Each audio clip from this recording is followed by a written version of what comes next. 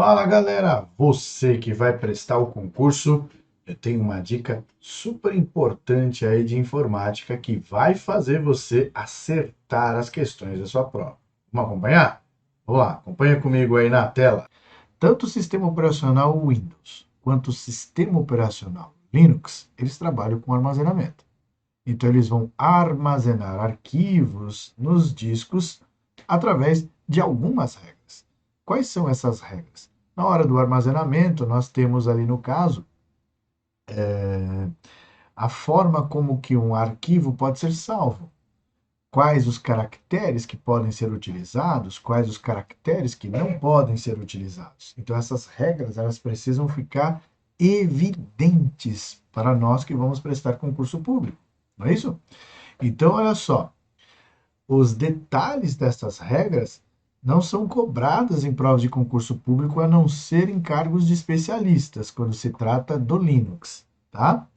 Mas as regras simples são extremamente necessárias, né, para que você possa, no caso, acertar as questões. Eu trouxe aqui um exemplo para a gente poder analisar. Olha lá.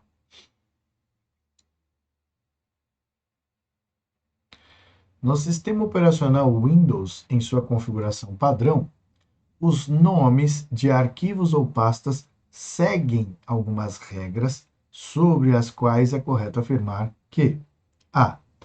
Caracteres como, aí você já sabe esses caracteres aí, né? Barra, barra inversa, barra normal, dois pontos, o asterisco, interrogação, aspa dupla, sinal de menor e maior, e o pipe, que é a barra vertical.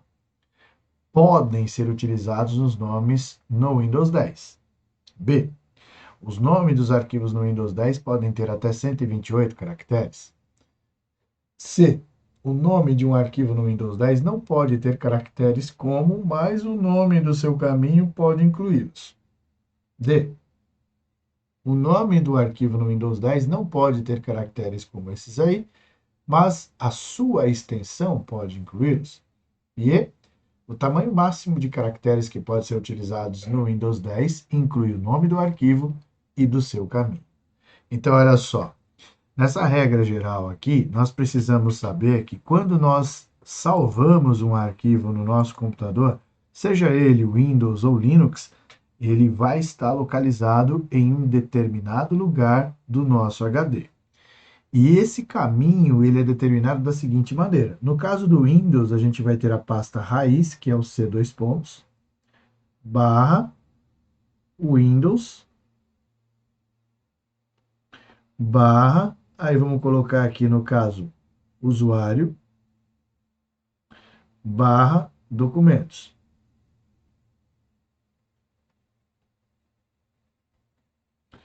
E o arquivo em si, vou colocar aqui, ó, arquivo.pdf. Beleza. Muito bem.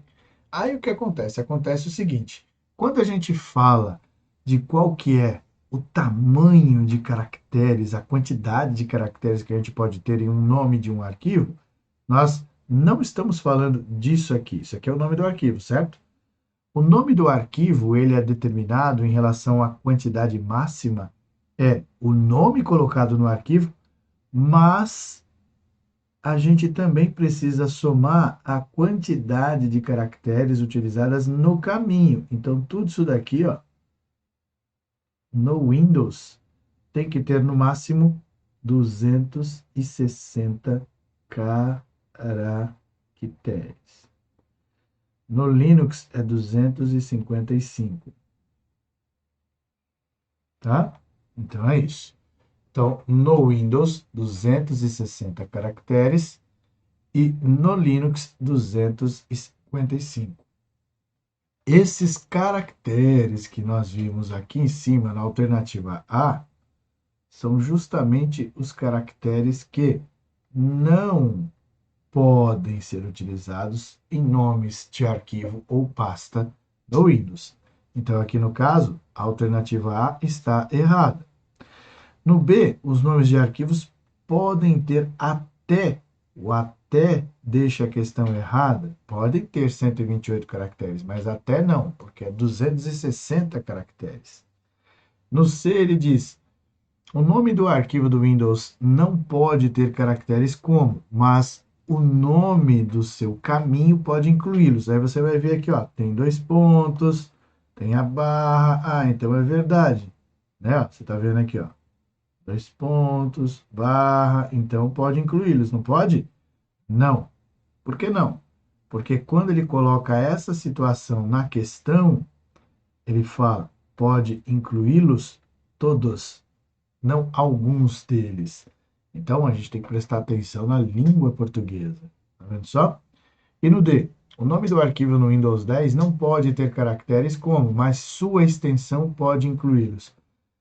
Não pode. O que é uma extensão? Extensão é isso aqui, ó. Isto é uma extensão, ó. PDF. Por acaso a gente encontra isso daqui em extensões de arquivos? Jamais, né? A sigla que aparece no final de um arquivo determina ali o tipo do arquivo, que tipo de arquivo é aquele. Então, tá errado esse item aí, deixando apenas a alternativa E como alternativa correta. Beleza? Não esqueça dessas informações, porque são regras básicas, tá? Muito bem. Quando a gente fala de pastas e diretórios, nós estamos falando da mesma coisa. Uma pasta, um diretório, tem a mesma definição, né?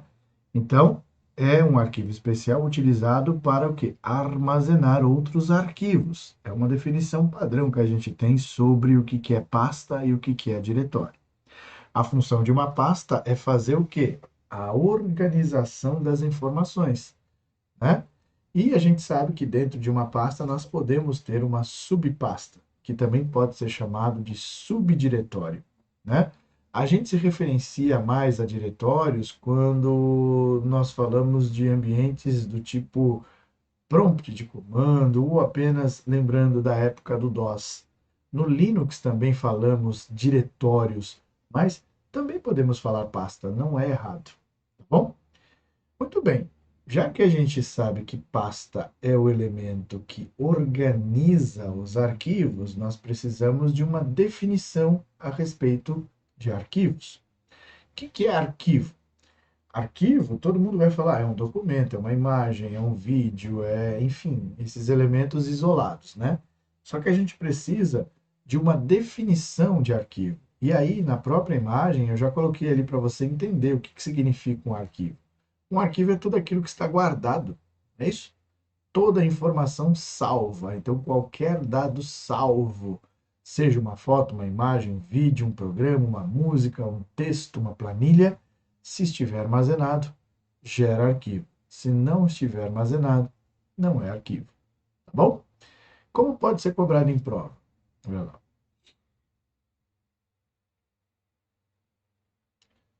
Quanto ao conceito e organização de arquivos, pastas, diretórios, analise as afirmativas abaixo e dê valores verdadeiro ou falso e assinale a alternativa que apresenta a sequência correta de cima para baixo. Aí você vê lá. Uma pasta somente pode conter arquivos e jamais outras pastas. E depois, a ideia de diretório é idêntico ao conceito técnico de pasta. Tá vendo como esse elemento aí é cobrado em prova? É uma questão simples, fácil, mas é só para você ver que aquilo que foi passado pode ser cobrado em prova. Até mesmo o que a gente fala aqui, não há diferença técnica entre pasta e diretório. E não existe mesmo. Pasta e diretório são sinônimos, perfeito? Então, portanto, o item 1 é falso e o item 2 é verdadeiro. Beleza? Muito bem, gente. Quando nós trabalhamos em um sistema operacional e nós precisamos ter acesso aos nossos arquivos, nós utilizamos o que a gente chama de gerenciador de arquivos. O que é o gerenciador de arquivos?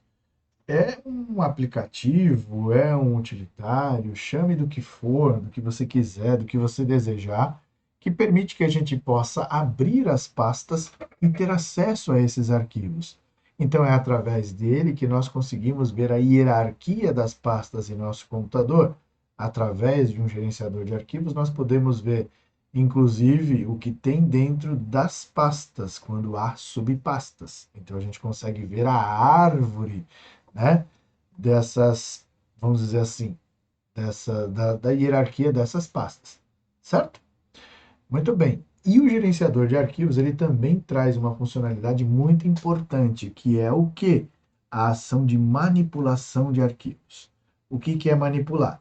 É copiar, mover e também deletar arquivos, tá? Não esqueça disso. Então, tanto a ação de copiar, de mover, mas também de deletar é uma manipulação, ok? Tá, a gente fala do gerenciador de arquivos, falamos de arquivos, mas como é que se cria um arquivo? Quando nós estamos em um determinado programa e nós vamos salvar esse programa, nós vamos criar esse arquivo. E aí, na hora em que a gente faz essa ação, a gente vai determinar o nome do arquivo e ele vai vir acompanhado da extensão. O que que é a extensão?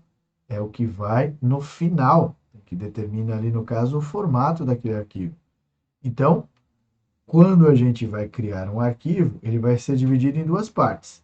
Antes do ponto, o nome que eu dei, e depois do ponto, que é a extensão que ele vai ali, no caso, assumir, dependendo do programa que eu utilizei, certo? Então, nós temos aqui, ó,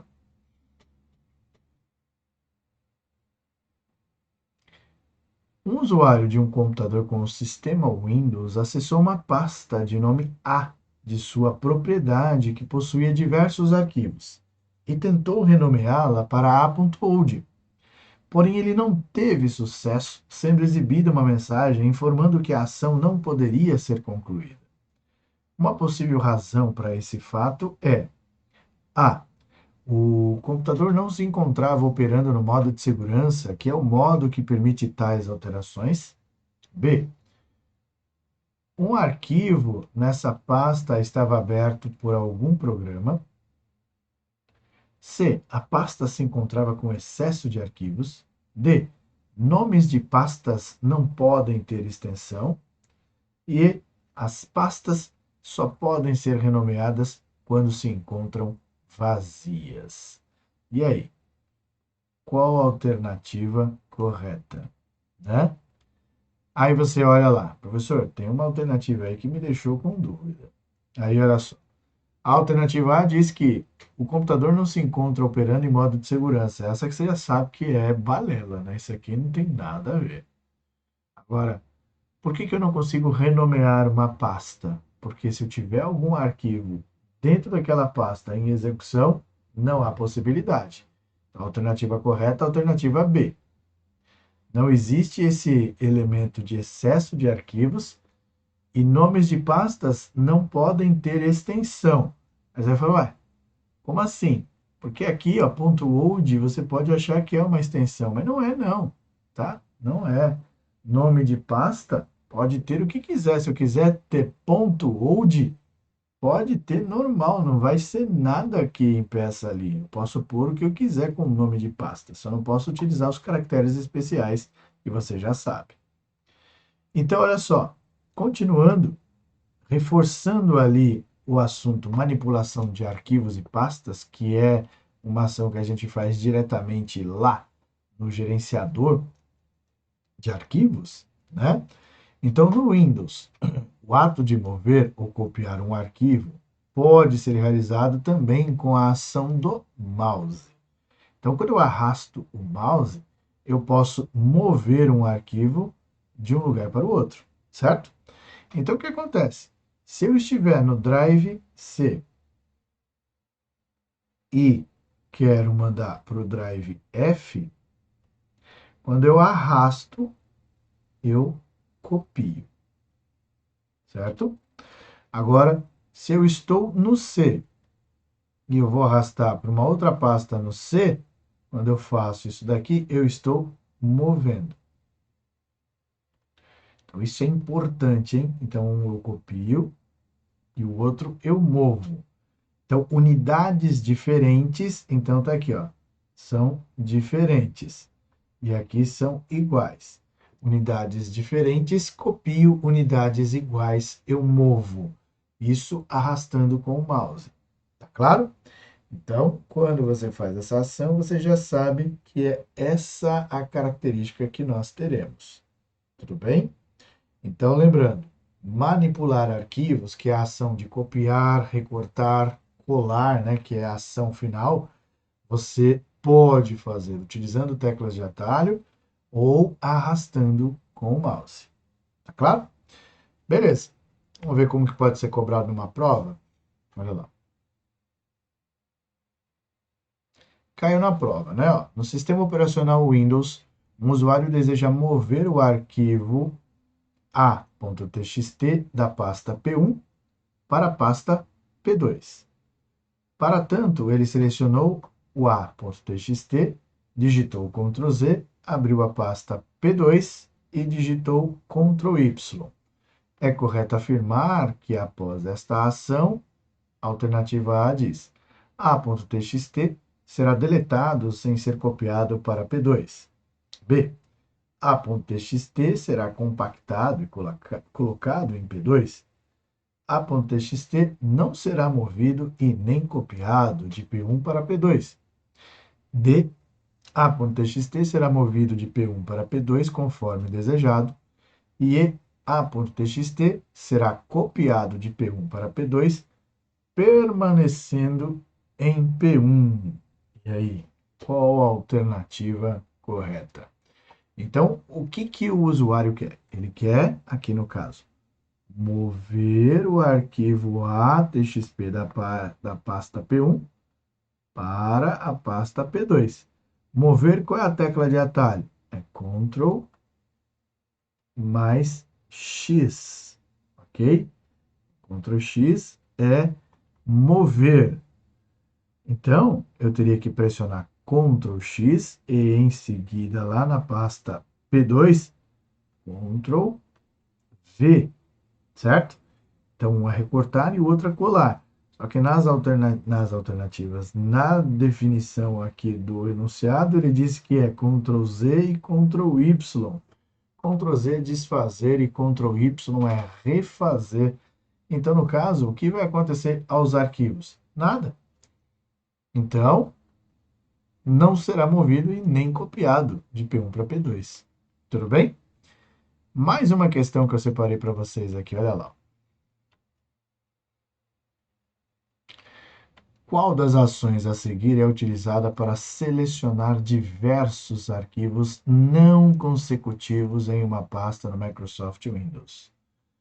Então, ó, não consecutivos. Manter a tecla Shift pressionada enquanto clica nos arquivos desejados. Apenas clicar sequencialmente em todos os arquivos desejados. Manter a tecla Ctrl pressionada enquanto clica nos arquivos desejados. Teclar Ctrl C, selecionando cada um dos arquivos desejados, e teclar Ctrl T, selecionando cada um dos arquivos desejados.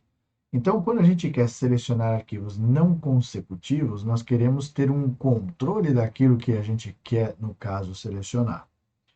Quando eu pressiono Shift, eu não tenho controle, porque se eu clico no primeiro e depois eu clico no próximo, não é? Com o Shift pressionado, eu vou ali, no caso, selecionar os adjacentes, os próximos, certo? Então, se eu clico no primeiro e clico no último, ele seleciona todo o intervalo de arquivos que nós tivermos ali. Já o Ctrl, quando eu quero um controle, se eu clico no primeiro, mantenho o Ctrl pressionado e clico no último, só os dois serão selecionados, diferente do Shift. Então, portanto, a alternativa correta que a gente tem é a alternativa C. Beleza? Bom, nós falamos que manipular arquivos também envolve o quê? A exclusão. Quando eu excluo um arquivo, eu apertando Delete, esse arquivo, ele supostamente vai até a lixeira. Por que supostamente? Porque dependendo do local onde esse arquivo estiver armazenado, ele pode não ir para a lixeira, né? Então, por exemplo, quando eu estou em um arquivo que está num disco local, ele vai para a lixeira.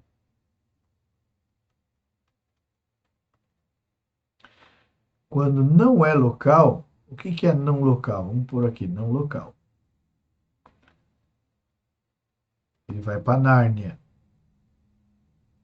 O que é Nárnia? Né? A exclusão definitiva, né? Então, é isso que a gente tem ali. Ó. Local, estou na pasta documentos do Windows, né? Então, dentro do Windows, eu estou na pasta documentos. A pasta documentos é uma pasta local. Se eu aperto delete a um arquivo que está lá dentro, ele vai para a lixeira. Simples assim, né? Agora, eu estou no meu pendrive. Pendrive é local? Não, ele é um disco removível. Se eu aperto delete a um arquivo que está no pendrive, para onde ele vai? Ele vai para Nárnia. Ele vai para uma exclusão definitiva, né? Então já era. Não tem mais choro, ok? E um outro item que traz a mesma característica que não é não local é a pasta da rede. Se você acessar a pasta da rede, então vamos colocar aqui não local, fica mais fácil a gente determinar. Nós temos aqui, ó, rede, ó, pasta, rede. Ó, que maravilhoso isso aqui, ó. Pasta da rede e pendrive. Beleza? É assim, ok? Então, ó, vindo para cá, nós temos uma questão que aborda exatamente isso que a gente acabou de ver. Olha lá. Um arquivo de um computador com sistema operacional Windows tem acesso aos seguintes arquivos: arquivo armazenado em um pendrive, arquivo armazenado em um disco HD interno, arquivo armazenado em um disco HD externo e arquivo armazenado em um disco HD de outro computador ligado em rede. A relação que apresenta apenas arquivos que não são colocados na pasta lixeira após a exclusão é. Aí você vê lá. Primeiro, se não é colocado na pasta lixeira, então quer dizer, vai para Nárnia. Então, lembrando de Nárnia, a gente já lembra de quem? De pendrive, certo?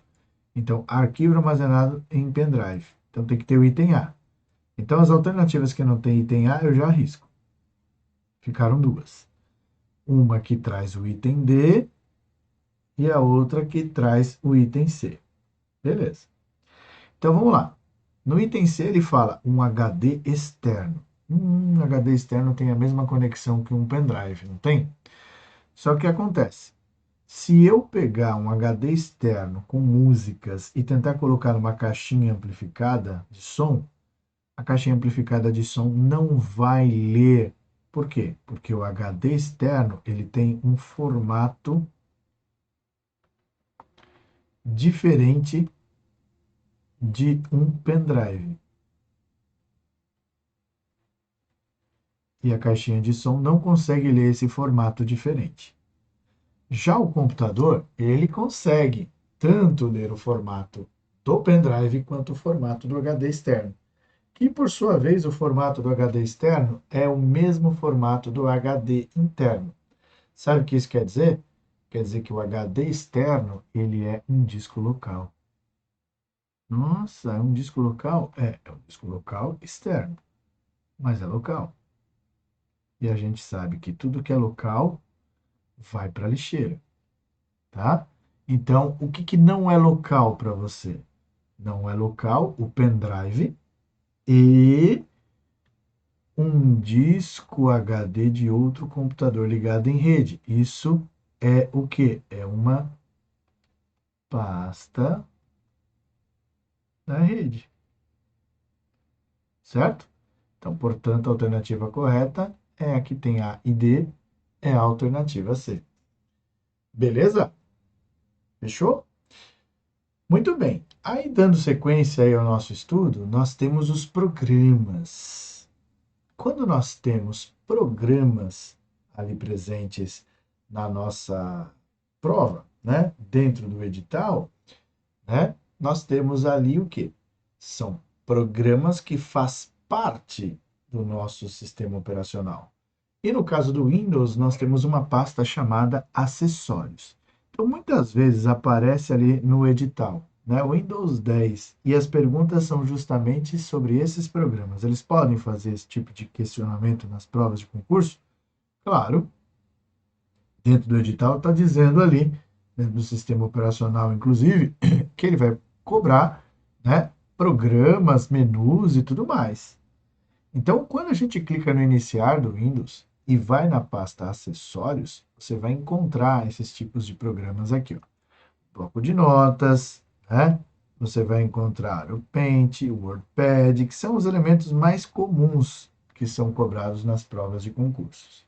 Então, é importante conhecer ali algumas características desses programas, tá? Então, olha só, eu coloquei aqui para você.